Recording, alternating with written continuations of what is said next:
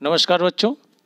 इसके पहले की वीडियो में हमने देखा कि राइटर ने फिनिश किया था अपनी दादी माँ को ये कह करके कि she was like winter landscape in the mountain an expanse of pure white serenity breathing peace and contentment. अपनी दादी माँ को क्या कहा था?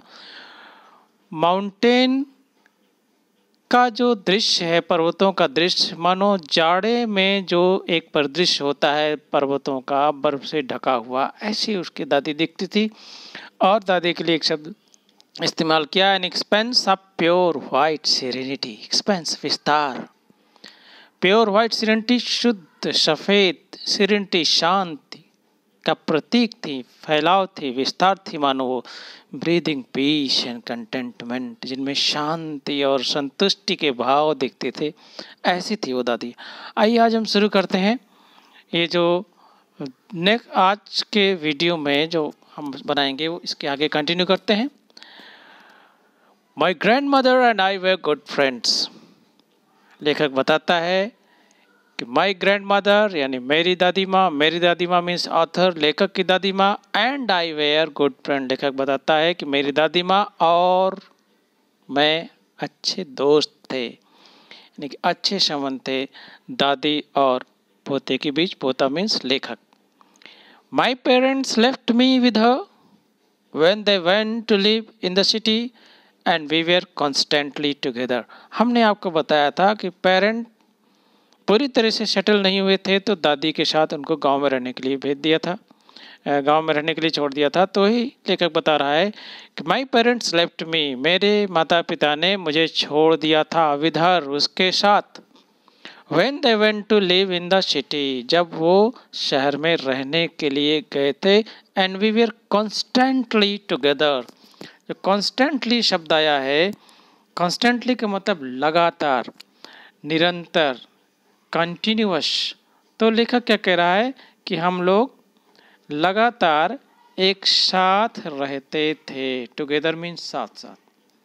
तो we were constantly live together, constantly together, हमेशा साथ साथ थे। She use to wake me up.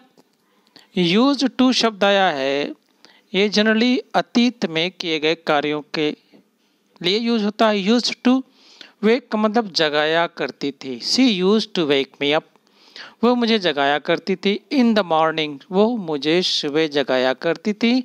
And get me ready for school, और मुझे स्कूल के लिए तैयार किया करती थी। She said her morning prayer in the monotonous. Monotonous शब्द आया है। मोनोटोनस कहते हैं एक ही सुर, थोड़ा सा नीरस, नीरस हिंदी में कह सकते हैं। अनइंटरेस्टिंग, नीरस का मतलब जिसमें कोई रस ना हो। तो दूसरी इंग्लिश हम क्या समझ सकते हैं? अनइंटरेस्टिंग। तो अनइंटरेस्टिंग। उनकी जो मॉर्निंग प्रेयर, सुबह की जो प्रार्थना की जो धुन थी, उसकी जो आवाज़ थी, लेखक बता रहा है, she said her morning prayer in monotonous sing song while she bathed and dressed me in the hope that I would listen and get to know it by heart। ये बात इसमें इम्पोर्टेंट है।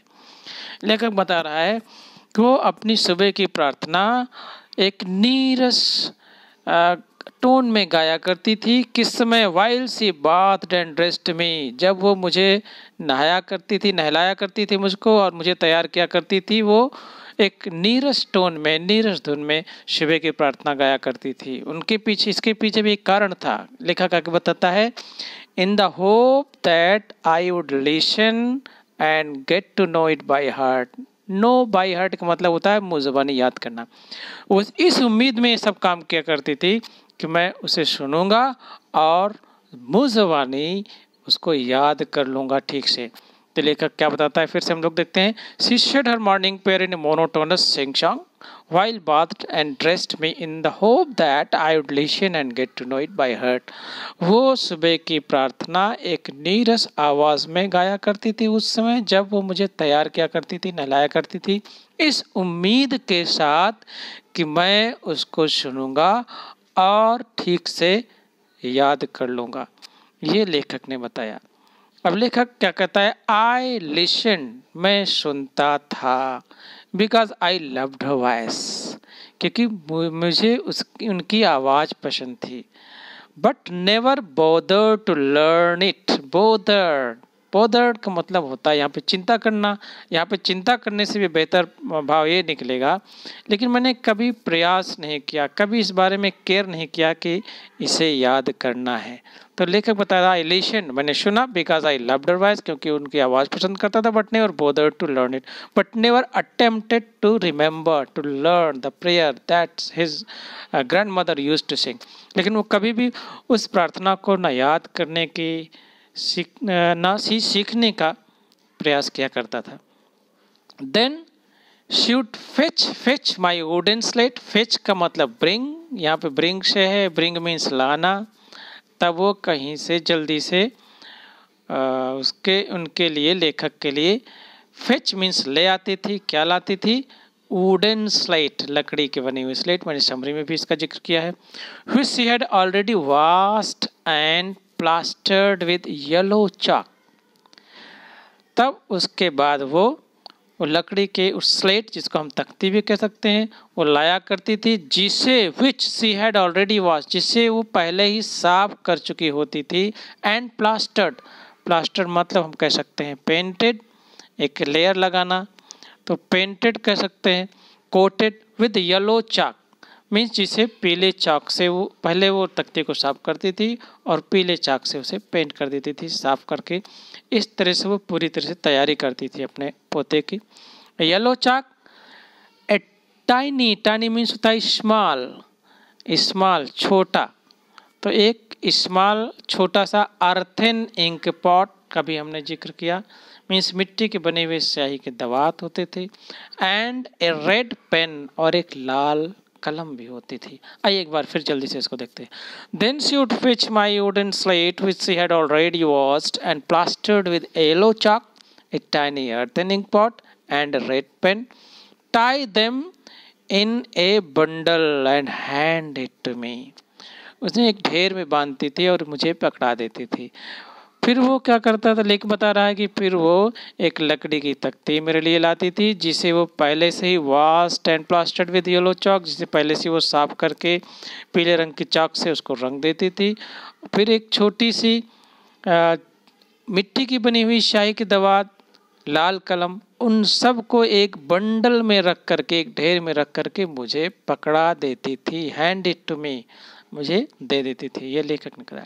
After a breakfast of a thick stale chapati with a little butter and sugar spread on it we went to school. ये simple, कितना simple activities थे। After a breakfast, breakfast means नाश्ता होता है। अब नाश्ते में क्या होता था, a thick and stale chapati, thick का मतलब मोटा, थोड़ा सा बल्कि कह सकते हैं, BULKY, थोड़ा सा मोटा, और स्टेल का मतलब ओल्ड कह सकते हैं, अनटेस्टफुल, डिसटेस्टफुल कह सकते हैं। तो वो क्या करती थी कि after a breakfast of thick stale chapati with little butter and sugar spread on it we went to school. लेखक बता रहा है कि बासी चपाती, मोटी बासी चपाती जिसमें थोड़े से मक्खन और चीनी इस पे फैले रहते थे, लगाए हुए रहते थे, उसके नाश्ता करने के बाद वी वेंट टू स्कूल, हम लोग स्कूल जाया करते थे। She carried several stale chapatis with her for the village dogs. वो सेवरल मीन्स मैनी, बहुत सारी, मैनी स्टेल चपातीज मीन्स बासी चपाती अपने साथ ले जाया करती थी, किस लिए, फॉर द विलेज डॉग, गांव के कुत्तों को देने के लिए। ये थी दादी माँ की एक्टिविटीज़ लेखक के साथ सुबह। और आगे देखते हैं। My grandmother always went to school with me because the school was attached to temple. ये चीज़ भी मैंने जिक्र किया है अपने उस समरी में कि मेरी दादी माँ हमेशा मेरे साथ स्कूल जाया करती थी, क्योंकि स्कूल जो है अटैच्ड मीन्स कनेक्टेड, जुड़ा हुआ था किससे? टेम्पल से। टेम्पल मीन्स मंदिर से जुड़ा हुआ था स्कूल, इसलिए मेरी दादी माँ अक्सर मेरे साथ हमेशा जाया करती थी। द प्रेस्ट, प्रेस्ट मीन्स होता है पुजारी।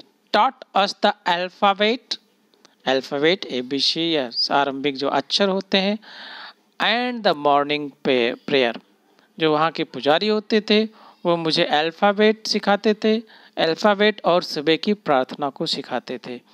While children sat in the rows on the either side of the veranda singing the alphabet or the prayer in chorus, my grandmother sat inside reading the scriptures। देखिए यहाँ पे भी दादी माँ क्या करती थी। while शब्द का हमेशा जान लीजिए when जनरली while लगता है जब दो एक्टिविटीज एक साथ होती है, तो यहाँ पे हम while को when करके पढ़ेंगे तो ज़्यादा स्पष्ट भाव होगा। While the children sat in the rows of on either side, either का मतलब होता है both, यहाँ पे है।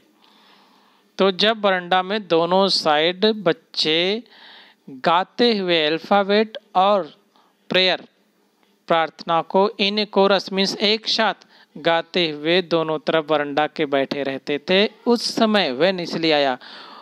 माई ग्रैंड मदर, लेखक बताता है मेरी माँ क्या करती थी, दादी माँ, सैट इन साइड, अंदर बैठी रहती थी, रीडिंग द स्क्रिप्चर, रीडिंग पढ़ते हुए स्क्रिप्चर धार्मिक ग्रंथों को।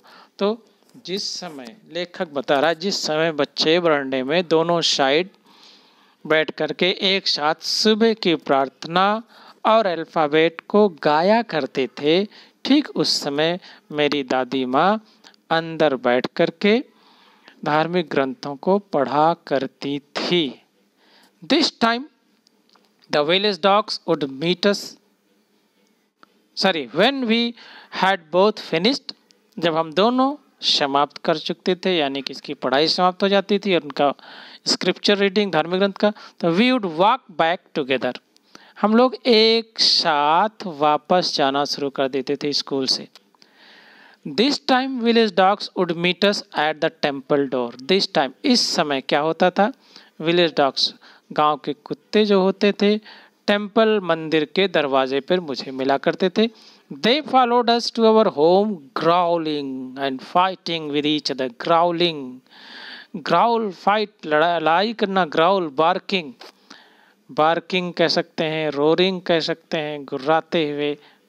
तो इस समय क्या होता था कि वो कुत्ते आपस में लड़ते हुए, गुर्राते हुए हमारे साथ हमारे घर तक जाया करते थे, वो भी किस लिए? For the chapatis threw to them, उन चपाती के लिए, रोटियों के लिए जो उनके लिए दादी माँ फेंका करती थी उन्हें खिलाने के लिए।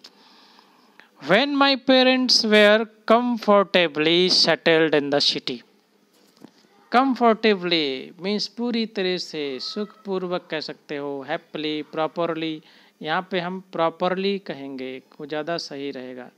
जब मेरे पेरेंट्स कंफर्टेबली, बड़े राहतपूर्ण ढंग से या उचित ढंग से पूरी तरह से सेटल्ड मीन्स स्थापित हो गए इन the city, they send for us, तो उन लोगों ने हम लोगों को बुलाने के लिए भेजा। अस यहाँ आया है लेखक और उसकी माँ के लिए, दे आया है पेरेंट्स के लिए। That was a turning point. Turning point का मतलब होता है चेंजिंग, चेंजिंग पॉइंट। वो जो इस समय था वो एक turning point in our friendship, हम लोगों की दोस्ती में एक बदलाव का क्षण था, बदलाव की स्थिति थी। वो टर्निंग पॉइंट उसको कहते हैं जब अचानक, अनएक्सपेक्टेड मीन्स अप्रत्याशित परिवर्तन आए। तो that was a turning point in our relationship, friendship मिलता में। Although we shared the same room, यद्यपि हम लोग एक ही रूम में रहते थे, शेयर्ड का मतलब साथ साथ रहते थे एक ही रूम में। My grandmother no longer came to school with me, गांव में स्कूल जाया करती थी लेकिन वहाँ सेटल होने के बाद लेखक बता रहा है कि मेरी जो ग्रैंड मदर थी नो लॉन्गर, अब और नहीं जाया करती थी, मतलब अब मेरे साथ स्कूल नहीं आया करती थी, लेखक ये बताया। I used to go to an English school. लेखक बता रहा है कि मैं एक इंग्लिश स्कूल में जाया करता था इन मोटर बस, एक बस से पे बैठ करके स्कूल जाया करता था। देयर वर नो डॉग्स, गांव की तरह वहाँ पे कोई कुत्ते नहीं मिलते थे गली में, in the streets, and she took to feeding sparrows in the country yard of our city house, sorry courtyard. Courtyard कहते हैं हिंदी में आंगन को, आंगन को भी कह सकते हैं, जो खाली स्थान घर पे हो उसको हम कहेंगे। तो अब वहाँ पे गांव में जब दादी माँ थी तो विलेज डॉग्स को चपाती खिलाया करती थी। There were no dogs in the streets, गली में कोई कुत्ते नहीं थे सिटी में आने के बाद। फिर क्या हुआ, सी टूक टू फीडिंग स्पैरो, स्पैरो का मतलब है गौरैया, जिसको हम अक्सर देखते हैं अपने घरों की छतों पर। तो अब वो क्या किया करती थी, गौरैयों को फीडिंग, फीड का मतलब खिलाना, खिलाना, वो गौरैयों को खिलाया करती थी, दाना चुगाया करती थी। कहाँ, in the courtyard of our city house, शहर के घर के आंगन में वो गौरैयों को दाना खिलाया करती थी। As the year rolled by, जैसे साल गुजरे। अब ये बहुत शानदार शब्द है जिसे हमको सबको सीखना चाहिए। जैसे जैसे समय गुजरा, यानी जैसे जैसे साल बीता, as the year rolled by, जैसे जैसे साल बीता, we saw less of each other, हम लोग एक दूसरे से कम मिलते थे। सा का मतलब देखना कह सकते हैं, लेकिन यह मिलना भाई। For some times he continue to wake me up, कुछ समय तक तो वो मुझे जगाना जारी रखी, लेखक बता रहा है। And get me ready for school, मुझे स्कूल के लिए तैयार भी करती थी। When I came back she would ask me what the teacher had taught me, और जब वापस आते थे तो वो मुझसे पूछती थी कि जो टीचर मुझे पढ़ाते थे उस बारे में वो पूछती थी। ये हमने लिखा है कि इंक्वायरी क्या करती थी। I would tell her English words and little thing of western science and learning. फिर लेखक बताता है कि मैं उन्हें बताया करता था, मैं उन्हें बताता, देखिए उड का प्रयोग हो रहा है पास्ट टेंस में, ये शब्द ध्यान देना है आपको, यही पास्ट एक्टिव में। आई वुड टेल हर, मैं बताता था, उनको बताता था क्या, English words and little things of western science and learning, कुछ अंग्रेजी के शब्द बताता था और थोड़े बहुत वेस्टर्न साइंस, पश्चिमी विज्ञान कह सकते हैं, and learning, the law of gravity, Archimedes principle, the world being round, इटसे। ये लेखक बता रहा है क्या मैं बताता था। I would tell her English word, मैं कुछ उन्हें इंग्लिश वर्ड बताता था, और फिर थोड़ी बहुत चीज़ें पश्चिमी देशों के विज्ञान और ज्ञान के बारे में बताता था, जैसे कि लॉ ऑफ ग्रेविटी, गुरुत्वाकर्षण के नियम, आर्किमिडीज के सिद्धांत, प्रिंसिपल मीन सिद्धांत, द वर्ल्ड बीइंग राउंड, दुनिया गोल है, इसके बारे में बताता था, एटसेट्रा मीन्स इत्यादि, और सारी चीज़ों को मैं बताया करता था। दिस मेड हर अनहैप्पी, ये सारी बातें सुनकर के दादी माँ अनहैप्पी मीन्स दुखी हो जाया करती थी। She could not help me with my lesson, वो मुझे पढ़ने में और मदद नहीं कर सकती थी, नहीं कर पाती थी।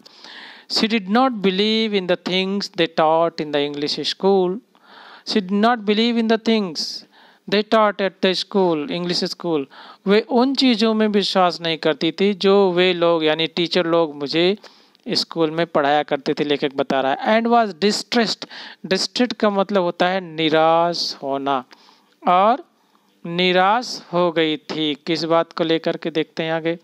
वो निराश हुई थी, distressed that there was no teaching about God and the scriptures, वो इस बात के लेकर निराश थी कि वहाँ उनके स्कूल में भगवान और धार्मिक ग्रंथों के बारे में कोई पढ़ाई नहीं होती है।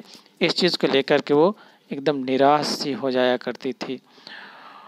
One day I announce that we were being given music lessons, announce एक दिन, आई अनाउंस्ड मैंने घोषणा की, यानी मैंने बताया, यहाँ पे टोल्ड कह सकते हैं हम, TOLD, told one day I announce means हमने बताया, लेखक बोल रहा है that we were being given music lesson, कि हम लोगों को संगीत की शिक्षा भी दी जा रही है।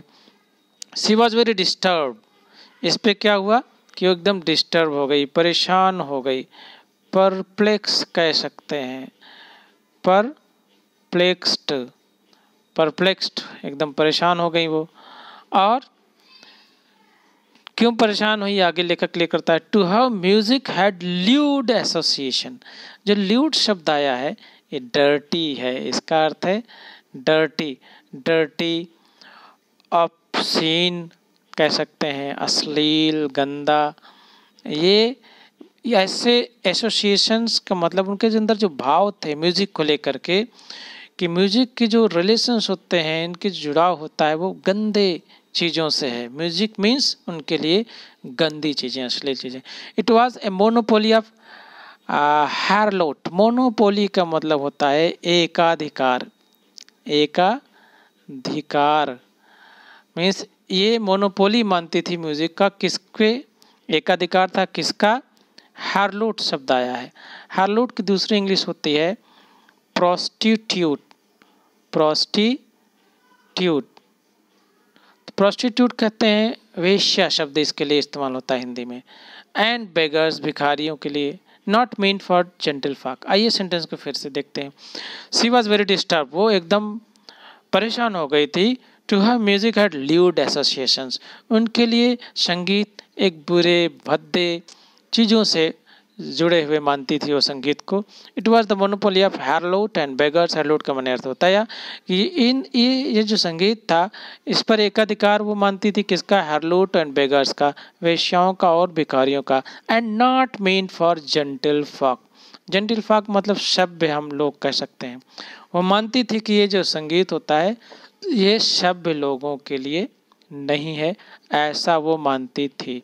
She rarely talked to me after that, लेखक ने ये कहा कि rarely means scarcely, वो बड़ी मुश्किल से, मीन्स शायद ही वो मुझसे उसके बाद बात की, वो फिर कभी नहीं बात की। लेखक के कहने का मतलब है फिर वो कभी नहीं बात की, यदा कदा ही बात करती थी, ओकेजनली कह सकते हैं। तो वो संग म्यूज़िक का ये असर हुआ और दादी माँ के ऊपर म्यूजिक लेसन की वो उनको अच्छा नहीं मानती थी, इसलिए बात करना भी बंद कर दी लेखक से। अब आगे देखते हैं। समय बदला, लेखक बड़ा हो गया। लेखक बड़ा होने के बाद मीन्स स्कूल की, कॉलेज की शिक्षा उसकी पूरी हुई। तो when I went up to university, जब मैं यूनिवर्सिटी गया, I was given room of my own, तो मुझे मेरा अपना कमरा दे दिया गया। The common link of friendship was snapped. Snapped means broken. जो दादी माँ के साथ उनकी जो थोड़ा बहुत रिश्ते थे, यानी कि जो अभी फ्रेंडशिप बरकरार थी, वो पूरी तरह से snapped means broken, टूट गई। अब वो बजी खुजी जो दोस्ती थी दादी माँ और लेखक के बीच, वो एकदम बंद हो गई। My grandmother accepted her seclusion with resignation। दो बड़े अच्छे शब्द आए हैं। एक्सेप्ट में स्वीकार करना, seclusion का मतलब होता है लोनलीनेस, हमने पहले बताया। और ये जो रेजिग्नेशन शब्द आया है इसका मतलब होता है डेडिकेशन, समर्पण, सबमिशन एक शब्द होता है, SUBMISSON।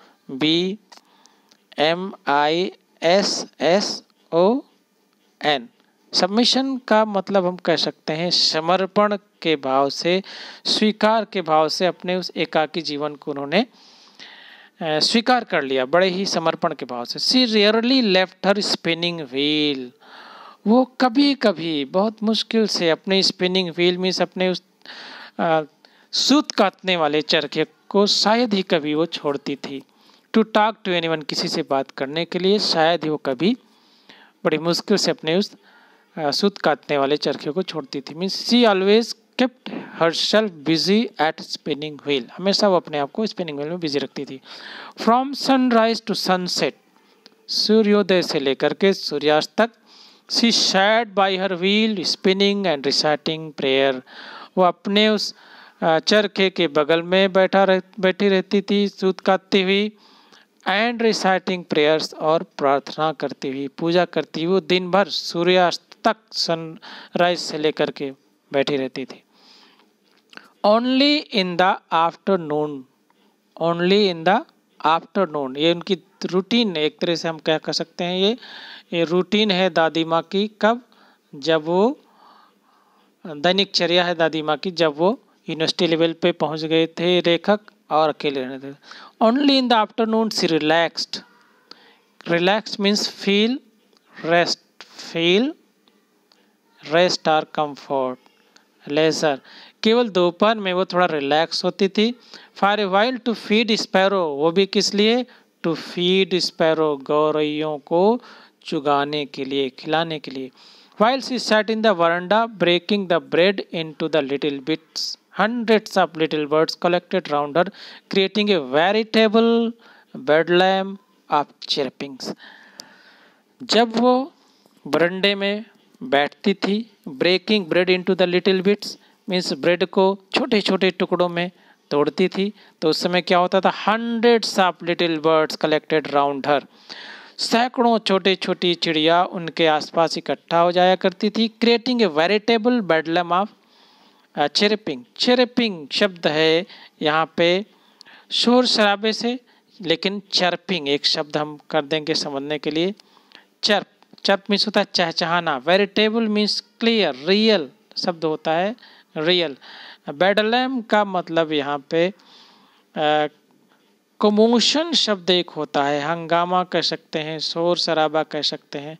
फिर उसके बाद लेखक बता रहा है कि जब वो दोपहर में बैठ करके बरंडे में ब्रेड को छोटे छोटे टुकड़ों में तोड़ती थी, तो सैकड़ों चिड़िया उनके आसपास बहुत तेजी से चहचहाते हुए, आवाज़ करते हुए इकट्ठा हो जाया करती थी। इतनी चहचहाट थी कि उसके लिए बेडलैम इस्तेमाल कर दिया। बेडलैम जनरली पागल खाने को होता है, जैसे कोई ऐसा शोर जो उससे दिमाग अपना परेशान हो जाए, टॉर्चर हो जाए, इसलिए बेडलैम शब्द इस्तेमाल किया। लेकिन वो सब दादी क्या करती थी? स्पैरो को खिलाने के लिए। Some came and perched on her legs, कोई कोई तो आती थी और उनके टांगों पर बैठ जाया करती थी। पर्च्ड, पर्च मीन्स सैट, बैठ करके टांगों पे बैठ जाया करती थी उनके कुछ आकर के। अदर्स ऑन हर शोल्डर्स, और कुछ उनके कंधों पर आया जाके बैठ जाया करती थी।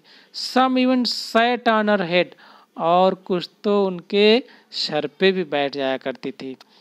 She smile but never should them away, should शब्द आया है, should, should means kept away, kept away means कभी वो सिर्फ मुस्कुराया करती थी, लेकिन नेवर शूट देम अवे, वो कभी उनको भगाया नहीं करती थी। It used to be the happiest half